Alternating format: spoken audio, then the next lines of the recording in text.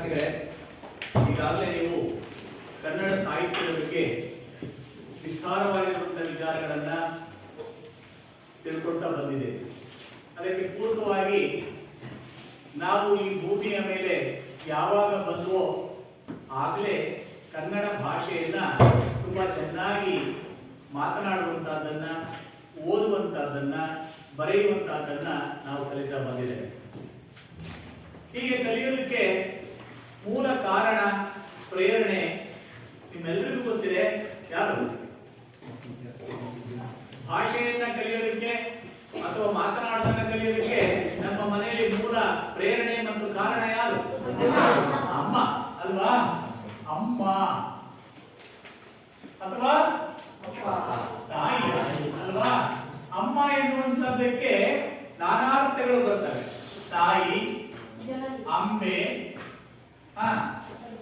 ಜನನಿ, ಮಾತೃ, ಜನ್ಮದಾತೆ, ಹೀಗೆ ಅನೇಕ ಅರ್ಥಗಳಲ್ಲಿ ತಾಯಿಯನ್ನ ನಾವು ಗುರುತಿಸ್ತಾ ಹೋಗ್ತೇವೆ.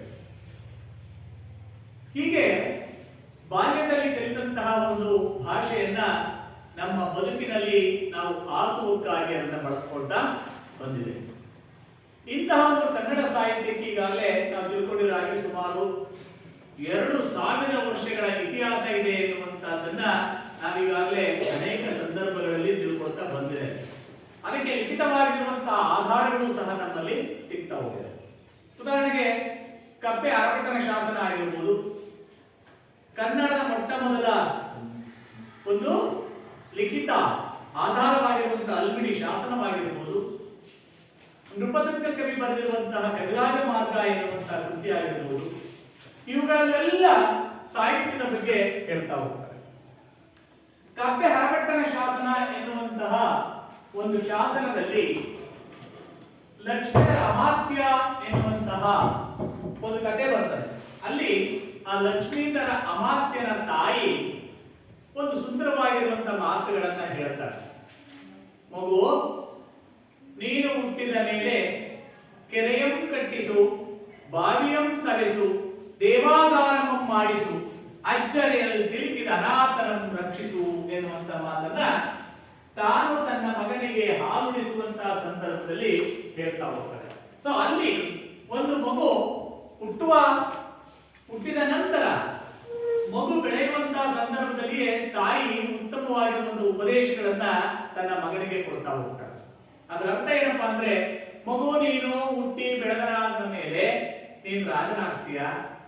ರಾಜನಾಗಿರುವಂತವನ ಕರ್ತವ್ಯ ಏನಪ್ಪಾ ಅಂದ್ರೆ, ನೀನು ಈ ಊರಿಗೆ ಪ್ರತಿಯೊಂದು ಹಳ್ಳಿಗಳಲ್ಲಿಯೂ ಸಹ ಒಂದು ಕೆರೆಯನ್ನ ಕಟ್ಟಿಸು. ಏನಕ್ಕೆ ಕೆರೆ ಬೇಕು? ಪ್ರತಿಯೊಬ್ಬರ ಮನೆಯಲ್ಲಿ ಇರುವಂತಹ ದನ ಕರುಗಳಿಗೆ ಯೋಗ್ಯವಾಗಿರುವಂತಹ ಕುಡಿಯುವ ನೀರಿನ ವ್ಯವಸ್ಥೆ ಬೇಕು, ಬಟ್ಟೆಗಳನ್ನ ತೊಳಿಲಿಕ್ಕೆ ಬೇಕು, ಜಮೀನುಗಳನ್ನು ನೀರಾಯಿಸಿಕೊಳ್ಳಲಿಕ್ಕೆ ಬೇಕು. ಹಾಗಾಗಿ ಒಂದು ಊರಿಗೆ ಒಂದು ಕೆರೆಯನ್ನ ಕಟ್ಟಿಸು. ಬಾವಿಯನ್ನು ಸವೆಸು, ಬಾವಿಯನ್ನು ಕಟ್ಟಿಸು. ಏನಕ್ಕೆ? ಕುಡಿಯುವ ನೀರಿಗೆ ಯೋಗ್ಯವಾಗಿರುವಂತಹ ಒಂದು ಬಾವಿಯನ್ನು ಸೆಳೆಸಿ. ಕುಡಿಯುವ ನೀರನ್ನು ತರಲಿಕ್ಕೆ ಎಲ್ಲರಿಗೂ ಹೋಗೋದು ಬೇಡ ಎನ್ನುವಂತ ಅರ್ಥದಲ್ಲಿ ಹೇಳ್ತಾರೆ. ಅಚ್ಚರಿಯಲ್ಲಿ ಸಿಲುಕಿದ ಅನಾಥರನ್ನು ರಕ್ಷಿಸು. ಕಷ್ಟದಲ್ಲಿ ಸಿಕ್ಕಿರುವಂತಹ ಅನಾಥ ಅಂದ್ರೆ ದಿಕ್ಕಿಲ್ಲದವರನ್ನು ನೀನು ಕಾಪಾಡು. ಸ್ನೇಹಿತರಿಗೆ ಇವು ಕೈ, ನಿನ್ನನ್ನೇ ನಂಬಿರುವಂತಹ ಸ್ನೇಹಿತರನ್ನ ಸದಾ ನೀನು ರಕ್ಷಿಸು. ಹೀಗೆ ಅನೇಕ ಮಾತುಗಳನ್ನ ಹೇಳ್ತಾ ಹೋಗ್ತಾರೆ. ಈ ಎಲ್ಲ ಮಾತುಗಳನ್ನ ನಾವು ಈ ಶಾಸನಗಳ ಮೂಲಕ ನೋಡ್ತಾ ಹೋದಾಗ, ಕನ್ನಡ ಭಾಷೆ ಎನ್ನುವಂಥದ್ದು ಯಾವಾಗ ಅಸ್ತಿತ್ವಕ್ಕೆ ಬಂತು ಎನ್ನುವಂತಹದ್ದನ್ನ ನೋಡ್ತೇವೆ. ಇನ್ನು ತುಂಬಾ ಉದಾಹರಣೆಗಳನ್ನ ನೋಡ್ಬೋದು ನಾವು. ಕವಿರಾಜ ಮಾರ್ಗಕ್ಕೆ ಹೋದ್ರೆ ಅಲ್ಲಿ ಹೇಳ್ತಾನೆ, ಕಾವೇರಿ ನಮ್ಮ ಗೋದಾವರಿ ವರನಿರುದ್ಧ ನಾಡದ ಕನ್ನಡದೋಳ್ ಎನ್ನುವಂತ ಮಾತನ್ನ ಹೇಳ್ತಾನೆ.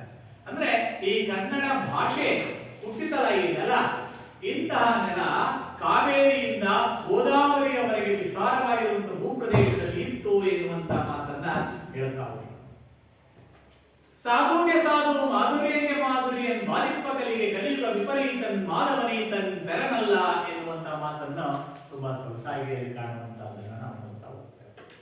ಇಂತಹ ಒಂದು ಭಾಷೆ, ನಮ್ಮ ಭಾಷೆ, ನಮ್ಮ ಕನ್ನಡ ಭಾಷೆ ಅನೇಕ ಶತಮಾನಗಳ ಹಿಂದೆ ಅದು ಹುಟ್ಟಿ ಬೆಳೆದು ಇವತ್ತು ದೇವ ಭಾಷೆಯಾಗಿ ನಮ್ಮ ನಿಮ್ಮೆಲ್ಲರ ಎಲ್ಲರ ನಡುವೆ ಬೆಳೆದಿದೆ. ಇಂಥ ಸಾಹಿತ್ಯವನ್ನು ನಾವು ಅಭ್ಯಾಸ ಮಾಡ್ತಾ ಇದ್ದೀವಲ್ಲ ನಾವೆಲ್ಲ. ಇದನ್ನು ನಾವು ಹಳೆಗನ್ನಡ, ನಡುಗನ್ನಡ, ಹೊಸಗನ್ನಡ ಅಂತ ಕರೀತಾ ಹೋಗ್ತೀವಿ. ಹಾಗೆಯೇ ಪಂಪ ಯುಗ, ಕುಮಾರವ್ಯಾಸ ಯುಗ, ವಚನ ಯುಗ ಅಂತ ವಿಭಾಗ, ದಾಸ ಯುಗ ಎನ್ನುವಂತ ವಿಭಾಗವನ್ನು ಮಾಡಿಕೊಳ್ತಾರೆ. ಇವೆಲ್ಲ ಅಭ್ಯಾಸದ ದೃಷ್ಟಿಯಿಂದ ಮಾಡ್ತಾ ಹೋದ್ರು ಸಹ ಮತ್ತೆ ಹೇಳ್ತಾರೆ ಅದನ್ನ ನವೋದಯ ಪೂರ್ವ, ನವೋದಯ, ಪ್ರಗತಿಶೀಲ, ನವ್ಯ, ದಲಿತ ಬಂಡಾಯ ಎನ್ನುವಂತ ಸಾಹಿತ್ಯ ಪ್ರಕಾರಗಳು ಹುಟ್ಟಿ ಬೆಳೆದವು. ಯಾವ್ಯಾವುದು ಬರ್ಕೋಬೇಕು? ನವೋದಯ ಪೂರ್ವ, ನವೋದಯ, ಪ್ರಗತಿಶೀಲ, ನವ್ಯ, ದಲಿತ ಬಂಡಾಯ ಎನ್ನುವಂತ ಸಾಹಿತ್ಯದ ಕಾಲಘಟ್ಟಗಳನ್ನು ನಾವು ನೋಡ್ತಾ ಹೋಗ್ತೇವೆ. ನವೋದಯ ಪೂರ್ವ ಅಂದ್ರೆ ಹೆಸರೇ ಹೇಳುತ್ತೆ ನವ ಪ್ಲಸ್ ಉದಯ. ಏನಿರುತ್ತದು? ನವ ಪ್ಲಸ್ ಉದಯ. ನಾವೆಲ್ಲ ತಿಳ್ಕೊಂಡಿರೋದು ನವ ಅಂದ್ರೆ 9 ಅಂತ ಅಲ್ವಾ? ಕನ್ನಡದ ಒಂದು ಶಬ್ದಕ್ಕೆ ನಾನಾ ಅರ್ಥಗಳು ಇರುವಂತಹದ್ದನ್ನ, ಅರ್ಥಗರ್ಭಿತವಾಗಿರುವಂತಹ ಅರ್ಥಗಳಿರ್ತವೆ. ಇಲ್ಲಿ ನವ ಅಂದ್ರೆ ಹೊಸ, ಏನು ಹೊಸ, ಉದಯ ಅಂದ್ರೆ ಹುಟ್ಟು. ಸಾಹಿತ್ಯದಲ್ಲಿ ನವೋದಯ ಅಂದ್ರೆ ಈಗಾಗಲೇ ಹಳೆಗನ್ನಡ ಸಾಹಿತ್ಯವನ್ನ ಓದಿ ಬರೆಯಲಿಕ್ಕೆ ಅಷ್ಟು ಸುಲಭವಾಗಿರಲಿಲ್ಲ. ಯಾಕೆಂದ್ರೆ ಹಳೆಗನ್ನಡ ಸಾಹಿತ್ಯ ಎನ್ನುವಂತಹದ್ದು ಸಂಸ್ಕೃತ ಭೂಯಿಷ್ಠವಾಗಿತ್ತು. ಅಂದ್ರೆ ಕನ್ನಡ ಭಾಷೆಯ ಒಳಗಡೆ ಸಂಸ್ಕೃತ ಭಾಷೆ ತನ್ನ ಪ್ರಭಾವವನ್ನ ಬೀರಿತ್ತು.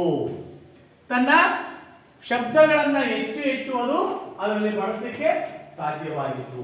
ಇದರಿಂದ ಕೇವಲ ಕನ್ನಡ ಭಾಷೆಯನ್ನು ಮಾತನಾಡುವಂತಹ ಜನರಿಗೆ ಸಂಸ್ಕೃತ ಭಾಷೆ ತುಂಬಾ ಕಠಿಣವಾಗಿತ್ತು. ನಿಮ್ಮ ಹಿಂದಿನ ವರ್ಷದ ತರಗತಿಯಲ್ಲಿ ಹೇಳಿದ್ರು, ನೀರಿಳಿಯದ ಗಂಟಲೋರು ಕಡುಬ ತುರುಕಿದಂತಾಯಿತು ಕಾಣ ಅಂತ ಹೇಳಿದ್ವಿ ಅಲ್ವಾ? ಹಾಗೆ ನಮ್ಮ ನೇಮಿಚಂದ್ರ ಹೇಳ್ತಾನೆ, ನಮಗೆ ತುಪ್ಪವೂ ಬೇಕು, ಎಣ್ಣೆಯೂ ಬೇಕು, ಸಂಸ್ಕೃತವೂ ಬೇಕು, ಕನ್ನಡವೂ ಬೇಕು, ಆದರೆ ಈ ಎರಡರ ಮಿಶ್ರಣ ಬೇಡ.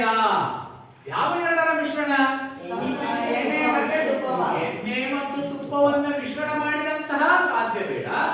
ಹಾಗೆ ಕನ್ನಡ ಮತ್ತು ಸಂಸ್ಕೃತ ಭಾಷೆಗಳ ಮಿಶ್ರಣ ನಮಗೆ ಬೇಡ ಎನ್ನುವಂತ ಮಾತನ್ನ ಹೇಳಿದ್ದಲ್ಲ.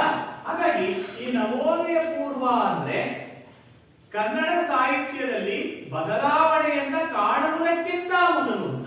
ಅಂದ್ರೆ ಬದಲಾವಣೆ ಅಂತ ಅಂದ್ರೆ ಈ ಜಂಬೂ ಸಾಹಿತ್ಯ ಅಂತ ಇತ್ತು. 9ನೇ ಶತಮಾನ ಮತ್ತು 10ನೇ ಶತಮಾನದಲ್ಲಿ ಚಂಪೂ ಸಾಹಿತ್ಯ ಎನ್ನುವಂಥದ್ದು ಇತ್ತು. ಚಂಪು ಅಂದ್ರೆ ಏನಪ್ಪಾ ಅಂದ್ರೆ ಅತ್ತ ಗದ್ಯವೂ ಅಲ್ಲದ, ಇತ್ತ ಪದ್ಯವೂ ಅಲ್ಲದ ಒಂದು ವಿಶಿಷ್ಟವಾಗಿರುವಂತ ಬರವಣಿಗೆ, ಅಥವಾ ಅಥವಾ ಗದ್ಯ ಮತ್ತು ಪದ್ಯಗಳಿಂದ ಕೂಡಿರುವ ಒಂದು ವಿಶಿಷ್ಟವಾಗಿರುವಂತಹ ಬರವಣಿಗೆಯನ್ನು ನಾವು ಚಂಪು ಸಾಹಿತ್ಯ ಅಂತ ಕರೀತಾ ಇದ್ದೀವಿ.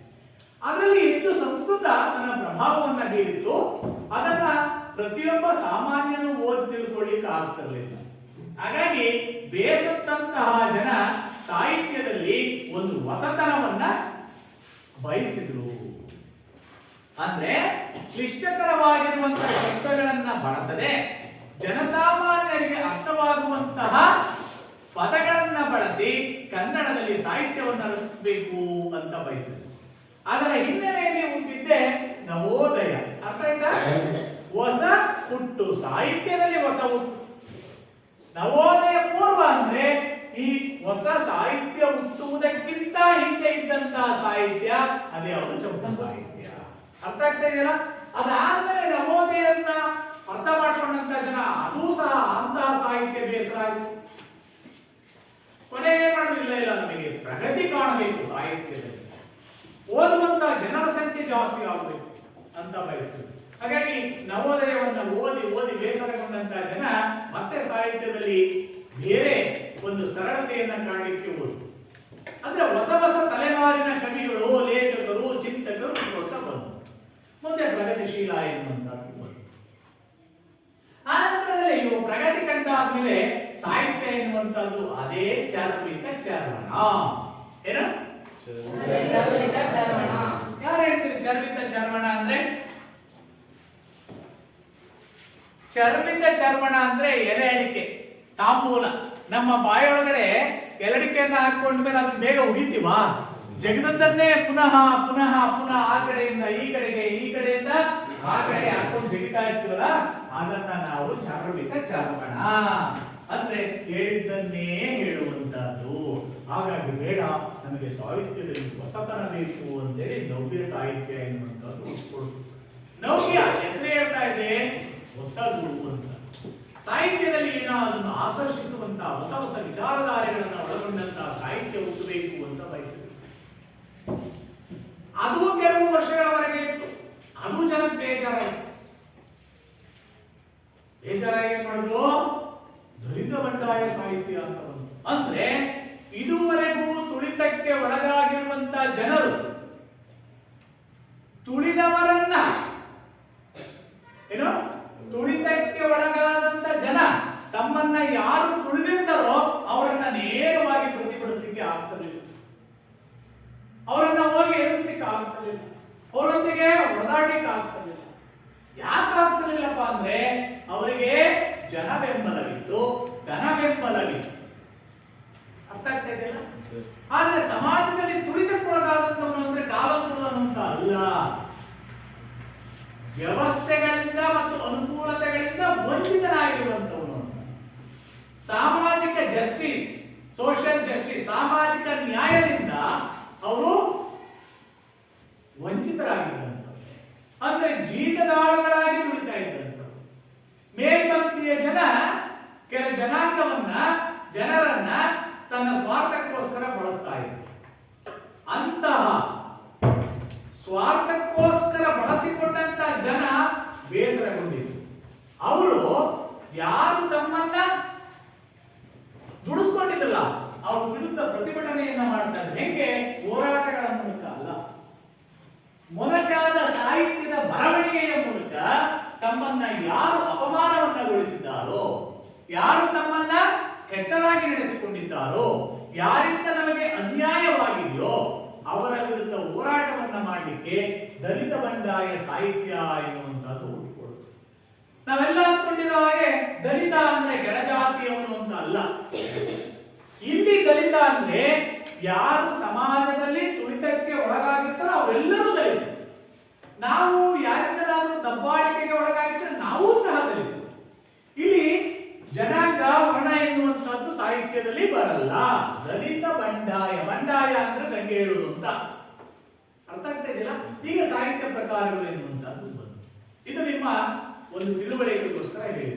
ಈ ನವೋದಯ ಮತ್ತು ಪ್ರಗತಿಶೀಲದ ಕಾಲದ ಆರಂಭದಲ್ಲಿ ಬಹಳ ಜನ ಕವಿಗಳು ಬರ್ತಾರೆ.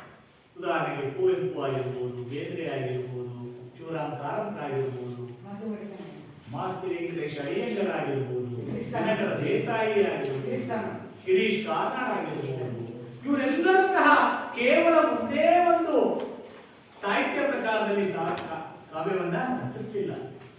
ಆದ್ರೆ ಒಂದು ಕಾಲಘಟ್ಟ ಎನ್ನುವಂತದ್ದು ಬೇಕಲ್ಲ, ಹಾಗಾಗಿ ಅವರ ಹೆಸರು ಹೇಳಿದೆ. ಇಂಥ ನವೋದಯ ಕಾಲದಲ್ಲಿ ಬಹಳ ಪ್ರಮುಖವಾಗಿರುವಂತಹ ಹೆಸರು ಅಂದ್ರೆ GS ಶಿವರುದ್ರಪ್ಪ. ಯಾರು? GS ಶಿವರುದ್ರಪ್ಪ.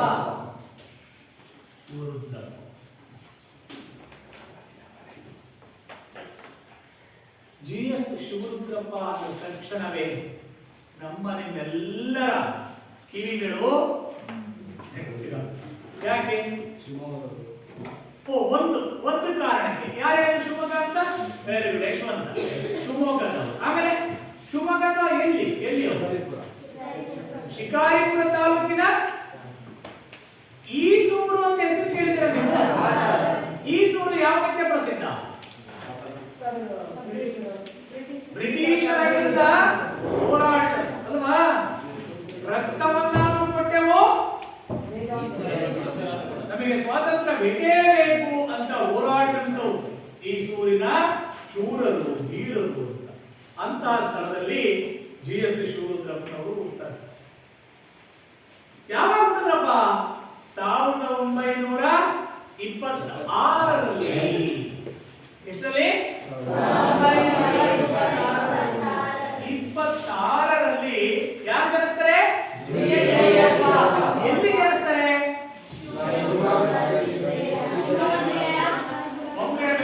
ಶಿವಮೊಗ್ಗ ಜಿಲ್ಲೆ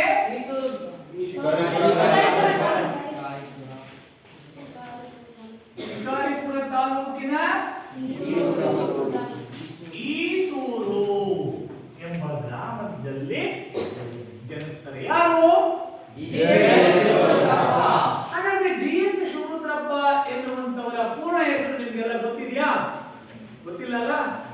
ಇವರ ಪೂರ್ಣ ಹೆಸರು ಗುಗ್ಗರಿ ಶಾಂತವೀರ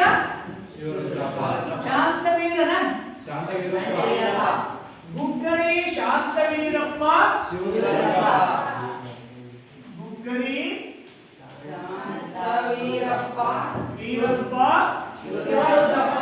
ಶಿವರುದ್ರಪ್ಪ.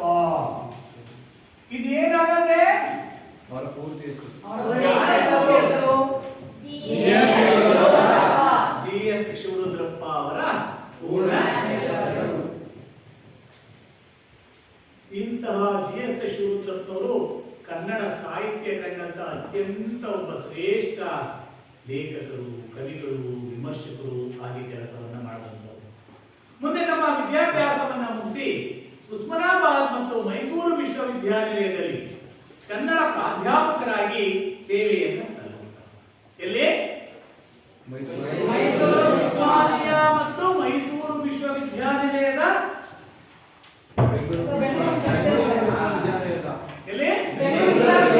ಬೆಂಗಳೂರು ವಿಶ್ವವಿದ್ಯಾನಿಲಯದಲ್ಲಿ ಅವರು ಕನ್ನಡ ಪ್ರಾಧ್ಯಾಪಕರಾಗಿ, ಕನ್ನಡ ಅಧ್ಯಯನ ಕೇಂದ್ರದ ನಿರ್ದೇಶಕರಾಗಿ, ಡೈರೆಕ್ಟರ್ ಆಗಿ ಸೇವೆಯನ್ನ ಸಲ್ಲಿಸ್ತಾರೆ GS ಶಿವರುದ್ರಪ್ಪ. ಆಧುನಿಕ ಕನ್ನಡದ ಪ್ರಮುಖ ಕವಿಗಳಲ್ಲಿ ಒಬ್ಬರಾದ GS ಶಿವರುದ್ರಪ್ಪ ಅವರು ಸಾಹಿತ್ಯದಲ್ಲಿ ಅನೇಕ ಪ್ರಕಾರಗಳಲ್ಲಿ ಅವರು ಕೃತಿಗಳನ್ನು ಬರೆದಿದ್ದಾರೆ. ಯಾವ ಕಾಲಘಟ್ಟದಲ್ಲಿ? ನವೋದಯ ಮತ್ತು ಪ್ರಗತಿಶೀಲ ಈ ಎರಡು ಕಾಲಘಟ್ಟ. ಸಾಮಗಾನ, ಅದರ ಜೊತೆಗೆ ಚೆಲುವು ಒಲವು ಎನ್ನುವಂತಹ ಕೃತಿಗಳು, ಅನಾವರಣ, ವಿಮರ್ಶೆಯ ಪೂರ್ವ ಪಶ್ಚಿಮ, ಹಾಗೆಯೇ ಸೌಂದರ್ಯ ಸಮೀಕ್ಷೆ ಎನ್ನುವಂತಹ ಮುಂತಾದ ಕೃತಿಗಳನ್ನ GS ಶಿವರುದ್ರಪ್ಪನವರು ಬರೆದಿದ್ದಾರೆ. ಯಾವ್ಯಾವುದು? ನೋಡ್ಕೊಂಡು ಹೇಳುವಾಗ ಕೇಳಿಸ್ಕೊಂಡಲ್ಲ. ಸಾಮಗಾನ, ಚೆಲುವು ಮತ್ತು ಒಲವು, ವಿಮರ್ಶೆಯ ಪೂರ್ವ ಪಶ್ಚಿಮ, ಸೌಂದರ್ಯ ಸಮೀಕ್ಷೆ, ಹಾಗೆ ದೀಪದ ಇಂತಹ ಪ್ರಮುಖವಾಗಿರುವಂತಹ ಕೃತಿಗಳನ್ನ ನಮ್ಮ GS ಶಿವರುದ್ರಪ್ಪನವರು ಬರೀತಾರೆ. ಅದರ ಜೊತೆಗೆ ಮಾಸ್ಕೋದಲ್ಲಿ 22 ದಿನಗಳು ಎನ್ನುವಂತ ಒಂದು ಪ್ರವಾಸ ಕಥನವನ್ನು ಸಹ ಮಾಸ್ಕೋದಲ್ಲಿ 22 ದಿನಗಳು ಎನ್ನುವಂತಹ ಒಂದು ಪ್ರವಾಸ ಕಥನವನ್ನು ಸಹ ಬರೆದಿರುವಂತಹದ್ದನ್ನು ನೋಡ್ತೀವಿ. ಇದರ ಜೊತೆಗೆ ಇವರು ಬರೆದಂತಹ ಕಾವ್ಯಾರ್ಥ ಚಿಂತನ ಎನ್ನುವಂತಹ ಒಂದು ಕೃತಿಗೆ ಕೇಂದ್ರ ಸಾಹಿತ್ಯ ಅಕಾಡೆಮಿ ಪ್ರಶಸ್ತಿ ಸಿಗುತ್ತೆ. ಯಾವ ಕೃತಿಗೆ? ಕಾವ್ಯಾರ್ಥ ಚಿಂತನ ಎನ್ನುವಂತಹ ಒಂದು ಕೃತಿಗೆ ಕೇಂದ್ರ ಸಾಹಿತ್ಯ ಅಕಾಡೆಮಿ ಪ್ರಶಸ್ತಿ ಸಿಗುತ್ತೆ. ಹಾಗೆ ಕನ್ನಡ ವಿಶ್ವವಿದ್ಯಾನಿಲಯ ಮತ್ತು ಹಂಪಿಯ ಕನ್ನಡ ವಿಶ್ವವಿದ್ಯಾನಿಲಯ ಇದೆ, ಇವರ ಸೇವೆಯನ್ನ ಮೆಚ್ಚಿ ಅವರಿಗೆ ನಾಡೋಜ, ಈ ನಾಡಿನ ಒಬ್ಬ ಶ್ರೇಷ್ಠ ಎನ್ನುವಂತಹ ನಾಡೋಜ ಎಂಬ ಪ್ರಶಸ್ತಿಯನ್ನು ಕೊಟ್ಟು ಸನ್ಮಾನವನ್ನ ಮಾಡ್ತಾರೆ. ಬೆಂಗಳೂರು ಮತ್ತು ಕುವೆಂಪು ವಿಶ್ವವಿದ್ಯಾನಿಲಯದಲ್ಲಿ ಗೌರವ ಡಿಲಿಟ್ ಪದವಿ, ಹಾಗೆಯೇ ಕನ್ನಡದ 3ನೇ ರಾಷ್ಟ್ರಕವಿ ಎಂಬ ಬಿರುದಿಗೆ ಇವರು ಪಾತ್ರರಾಗ್ತಾರೆ. ಎಷ್ಟನೇ ಕವಿ? ಹಾಗಾದ್ರೆ ಮೊದಲನೇ ಯಾರು? ಗೋವಿಂದ ಪೈ. ಎಸ್, ಗೋವಿಂದ ಪೈ ಎನ್ನುವಂತವರು ಮೊದಲ ರಾಷ್ಟ್ರ ಕವಿ.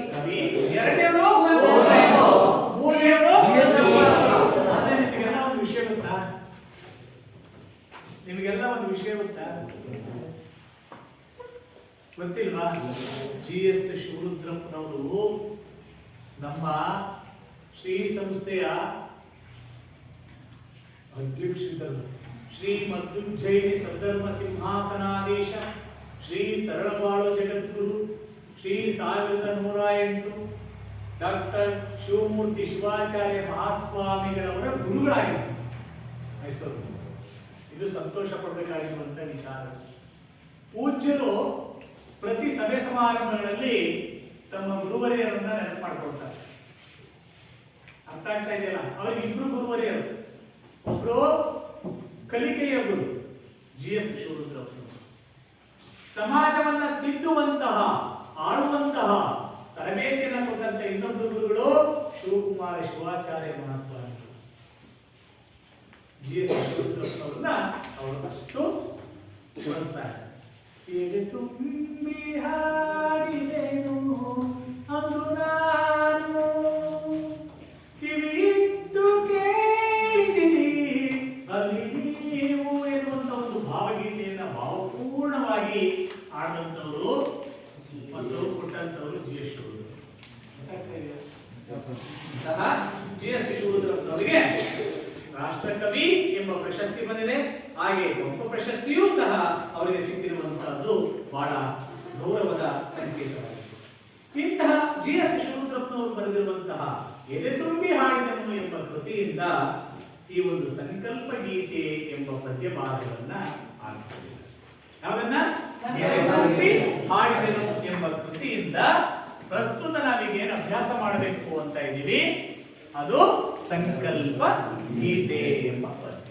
ಸಂಕಲ್ಪ ಗೀತೆ ನೋಡಿ, ಹೆಸರು ಹೇಳ್ತಾ ಇದೆ. ಏನಿರ್ತದ? ಸಂಕಲ್ಪ ಅಂದೇನಪ್ಪ?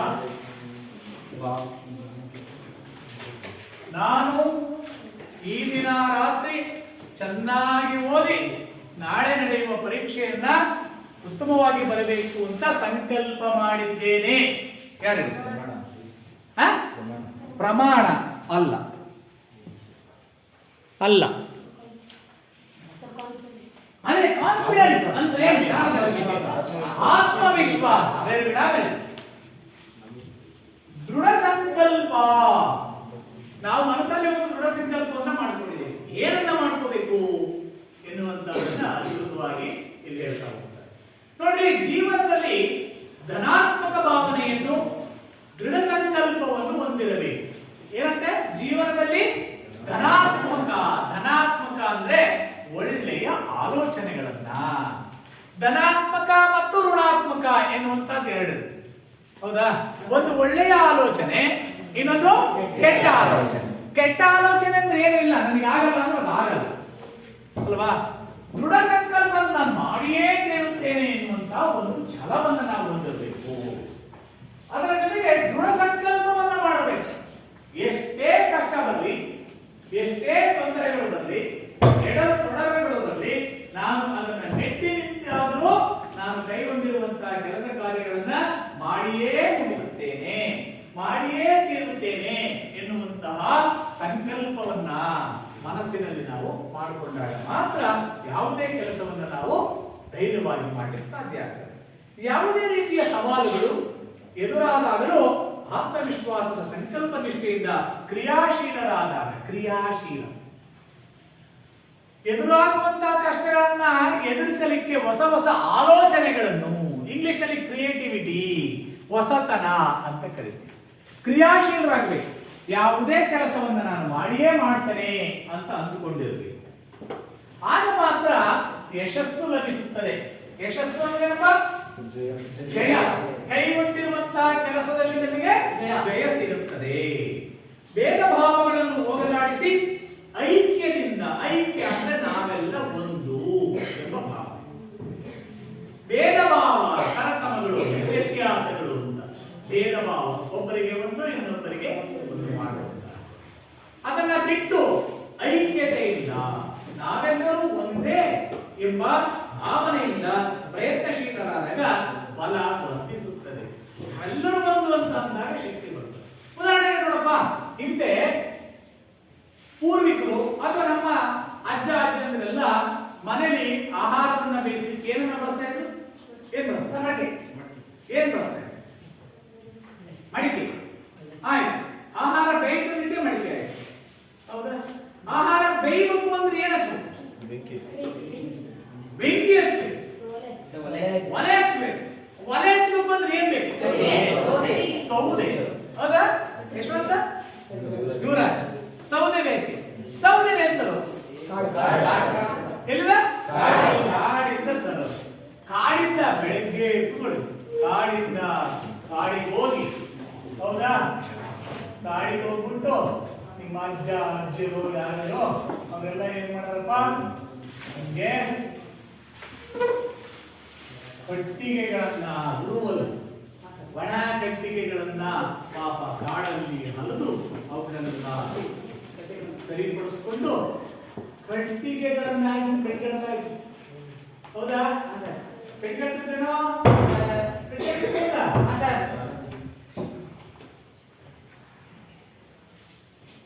ಹೌದಾ, ಕಟ್ಟಿಗೆ ತಲೆ ಮೇಲೆ ನಾವು ಹೊತ್ಕೊಂಡು ಬಂದು ಮನೆ ತಂದು ಹಾಕಿ ಚೆನ್ನಾಗಿ ಒಣಗಿರುವಂತಹ ಉರುವಲನ್ನ ಕಟ್ಟಿಗೆಗಳನ್ನ ಹಾಕಿ ಒಲೆಗೆ ಬೆಂಕಿ ಹಚ್ಚೋದು. ಆಗ ಹಚ್ಚಬೇಕು ಅಂದ್ರೆ ಈ ಕಟ್ಟಿಗೆಯನ್ನ ಅವ್ರು ಏನ್ ಮಾಡ್ಕೋಬೇಕಾಗಿತ್ತು, ಒದ್ಗ ಬರ್ತಾ ಇದ್ರೆ ಕಷ್ಟಪಟ್ಟು ಏನ್ ಮಾಡಿದ್ರೆ ಇದನ್ನ